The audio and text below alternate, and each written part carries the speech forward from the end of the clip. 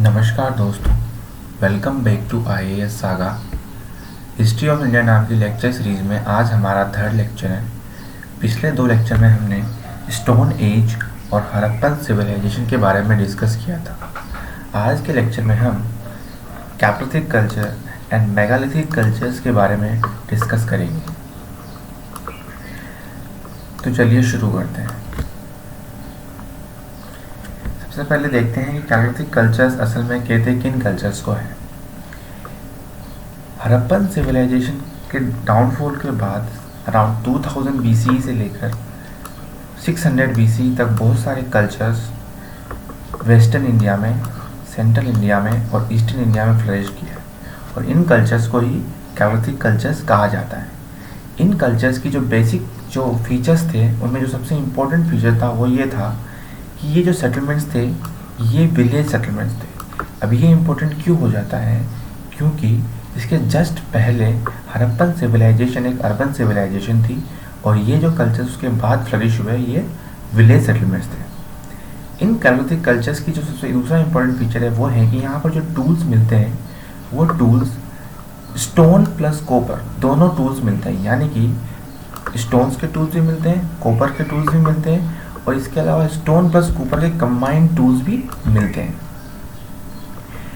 Another feature जो है कि जो कैप्लोथिक कल्चर्स हैं जो ये सारे, इनमें एक कॉमन फीचर है कि यहाँ पर पेंट जो पोट्री मिलती है, पोटरी, वो पेंटेड पोटरी मिलती है और वो भी mainly black on red ware type की।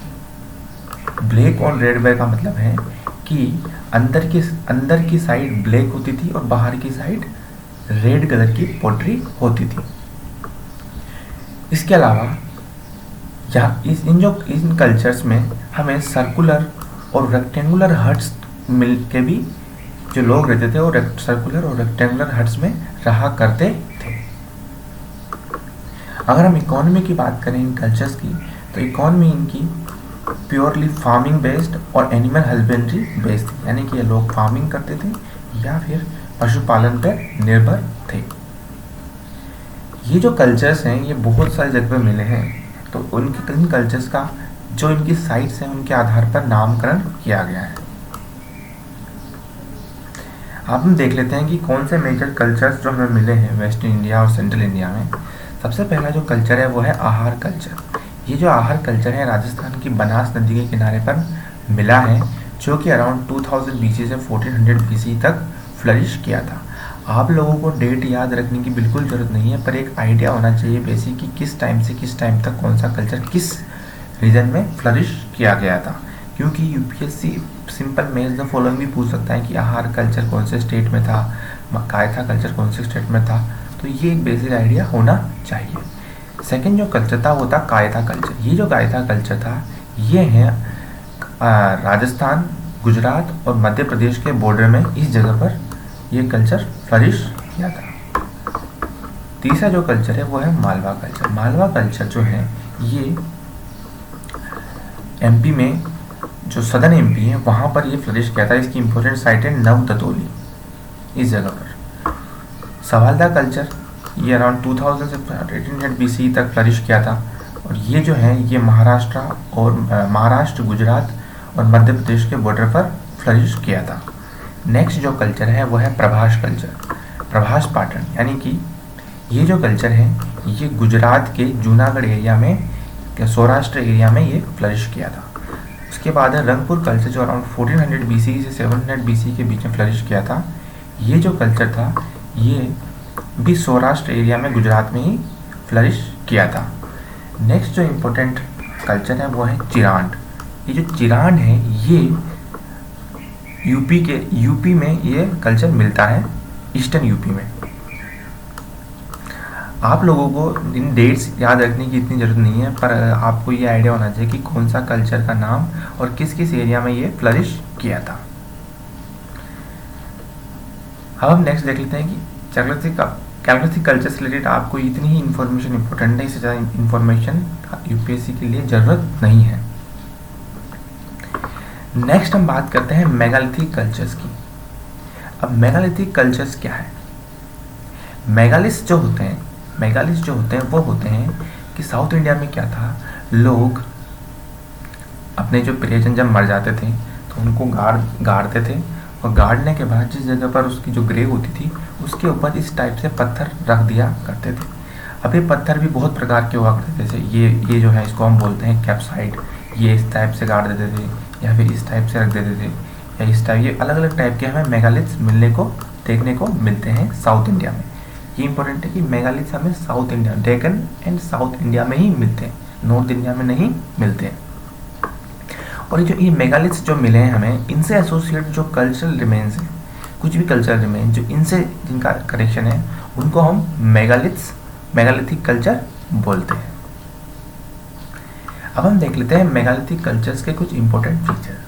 सबसे इंपॉर्टेंट बात है कि इन मेगालिथिक कल्चर्स में हमें extensively majorly black and red ware poultry मिलती है, यानी कि भाई अंदर से ब्लैक और बाहर से रेड। अनदर इम्पॉर्टेंट फीचर जो मेगालिथ कल्चर का है वो है कि आयरन ऑब्जेक्ट्स हमें यहाँ बहुत ही एक्सटेंसिव क्वांटिटी में मिलते हैं, यानी कि ये आयरन एज सिविलाइजेशन थी। इसकी जो सबसे नॉर्दर्न पॉइंट है वो है नागपुर में जो साइट मिलती है जोनापानी में, वो सबसे नॉर्दर्न मोस्ट साइट है। और साउदर्न मोस्ट साइट है वो है अदिचंदलूर, जो कि हमें साउथ तमिलनाडु में मिलती है, बिल्कुल सदर्न टिप पे। आयरन ऑब्जेक्ट्स मिलते हैं हमें सभी साइट्स पे, किसके अंदर जो ग्रेव्स होती है उनके जो अंदर जो बॉडी के साथ साथ हमें जो आइटम्स मिले उनमें आयरन ऑब्जेक्ट्स बहुत ही एक्सटेंसिवली मिले। सबसे इंपॉर्टेंट फैक्ट है मेगालिथिक कल्चर है कि यहाँ पर आयरन मिला है, ये सबसे इंपॉर्टेंट याद रखना है आपको। ये वही साइट्स हैं, कौन कौन सी जगह पे कौन कौन सी साइट मिली है, महाराष्ट्र में मिली है, कर्नाटक में मिली है, आंध्र प्रदेश में मिली है, तमिलनाडु में मिली है, केरला में मिली है, तो ये आपको बेसिक आइडिया होना चाहिए। अनदर जो फीचर है मेगालिथिक कल्चर्स का वो ये है कि जितने भी कल्चर्स जो ये थे ये नियोलिथिक कल्चर से ट्रांसफॉर्म होके मेगालिथिक कल्चर्स में आए, और यही मेगालिथिक कल्चर धीरे धीरे इवॉल्व होके थोड़ा जैसे यही एग्रो पेस्चरल, ये कम्युनिटीज कौन सी थी, एग्रीकल्चर और पेस्चरल पे बेस्ड थी, यही धीरे धीरे साउथ इंडिया में हिस्टोरिकल फेज में को जन्म देती है। हिस्टोरिकल फेज कौन से इसको बोलते हैं, जो संगम लिटरेचर में मेंशन है, अराउंड सेकेंड सेंचुरी बीसी से थर्ड सेंचुरी बीसी के बीच में संगम लिटरेचर फ्लरिश हुआ था।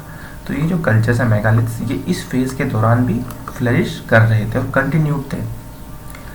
बहुत सारे मेगालिथिक साइट से हमें रोमन कॉइन्स भी मिलते हैं, यानी कि ये इंडिकेट करता है कि जो मेगालिथिक कल्चर्स की जो कम्युनिटीज थी वो रोमन ट्रेड्स में भी सम्मिलित थी, यानी कि जो इंटरनेशनल ट्रेड था इंडिया और रोम के बीच में, उनमें भी इनका बहुत इंपॉर्टेंट रोल था।